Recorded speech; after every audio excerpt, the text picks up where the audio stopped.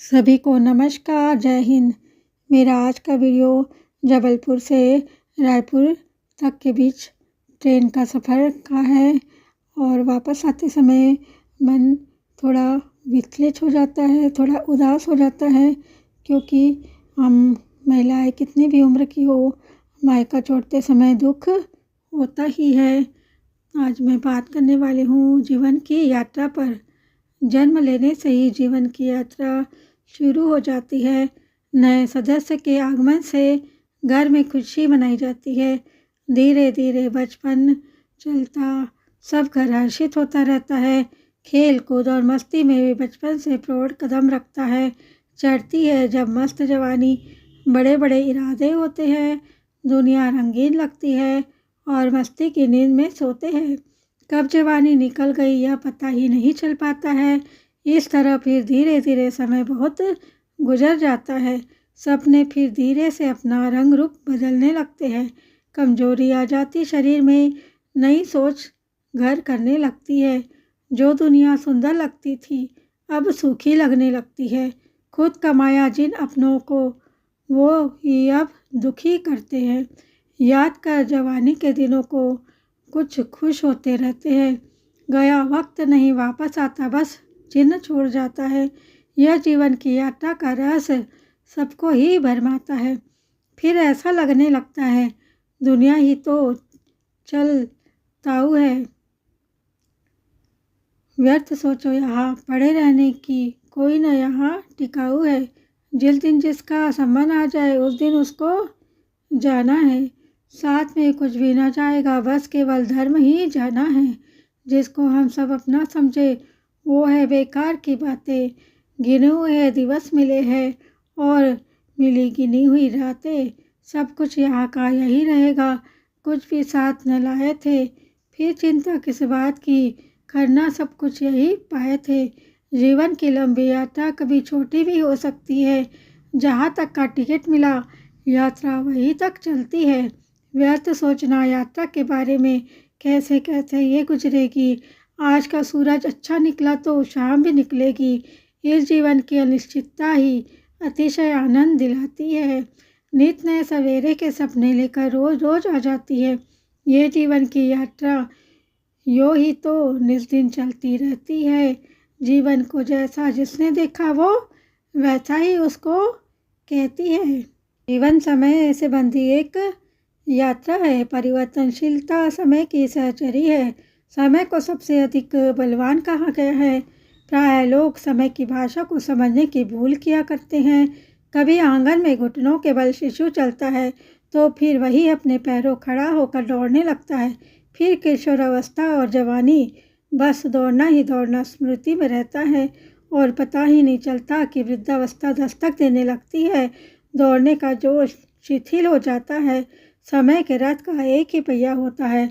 समय के पहिए में 4 आरे होते हैं। ये कभी ऊपर कभी नीचे होते रहता है। इसका अर्थ है कि कभी जीवन में उन्नति होती है तो कभी अवनति। इसके बावजूद मनुष्य समय का संकेत नहीं समझता। वह दुख के समय सारा दोष भगवान को देता है। समय के पहिए के आरे जब सुख बिंदु में होते हैं तब मनुष्य ईश्वर को भूल जाता है और न इसका आभार ही ईश्वर को व्यक्त करता है। दुख आने का यह भी एक कारण है। समय सुख दुख के चक्र में मनुष्य को पिसता रहता है। मनुष्य की जवानी कुछ सहयोग नहीं दे पाती। शेर जब बूढ़ा हो जाता है तब उसकी न तो हुंकार रह जाती है और न वह बल ही रह पाता है। यही स्थिति मनुष्य की होती है। वृद्धावस्था में लोग कहते हैं कि समय काट रहे हैं, जबकि ऐसा नहीं है, समय जीवन को काट रहा है। इसलिए ऐसी स्थिति मानकर उसका सदुपयोग करना ही हितकर है, श्रेयस्कर है। जब मनुष्य अपने को समझे और जब वह अपने को जान लेता है तो वह स्वतः परमात्मा को पा लेता है। बड़े धनपति, कुबेरपति उच्च पदस्थ होकर दुर्लभ मिले जीवन को व्यर्थ ही नष्ट कर देते हैं। जबकि कहा गया है कि समय से अधिक बलवान कोई नहीं है। तो हमें कभी भी समय बर्बाद नहीं करना चाहिए। जो लोग समय की बर्बादी करते हैं वे बाद में पीछे छूट जाते हैं और पछताते हैं।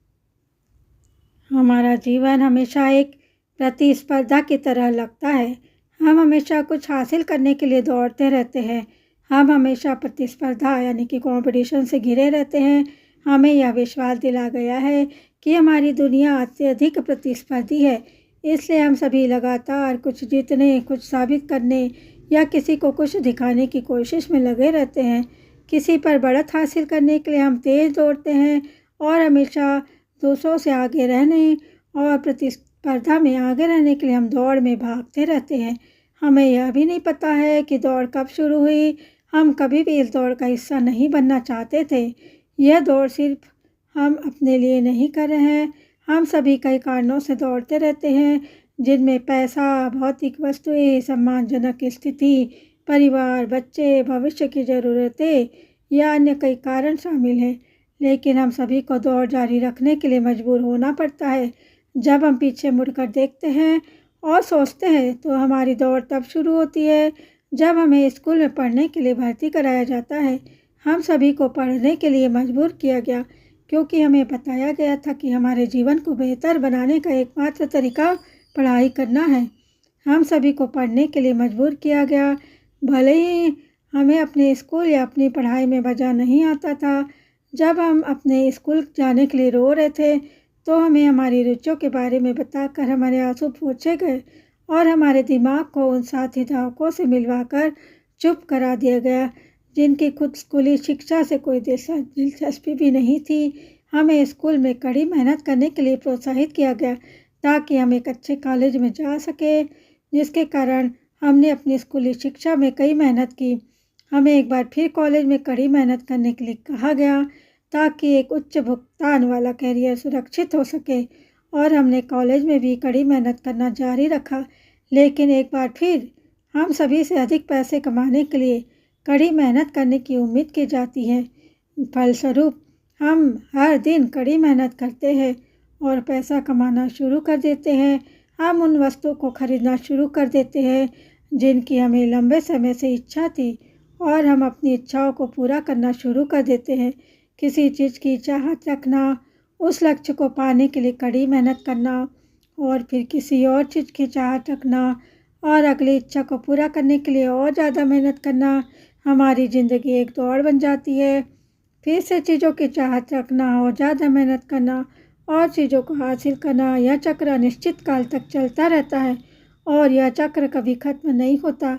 अगर हमारे अंदर की आवाज़ यह जवाब दे दे कि हमें अनावश्यक चीज़ों की इच्छा नहीं करनी है बल्कि सिर्फ वही खरीदना है जिसकी हमें ज़रूरत है, तो पुरानी ज़रूरतें पूरी होने के बाद भी नई ज़रूरतें हमेशा सामने आती रहेगी।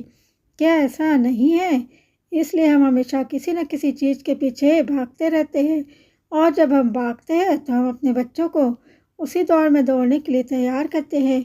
हम उन्हें बस अपनी जगह दिलाने देते हैं और उन्हें बेहतर सुविधा देते हैं, लेकिन हम उन्हें उसी दौड़ में बने रहने के लिए मजबूर करते हैं। मैंने दौड़ लगाई क्योंकि मेरे पास कोई विकल्प नहीं था।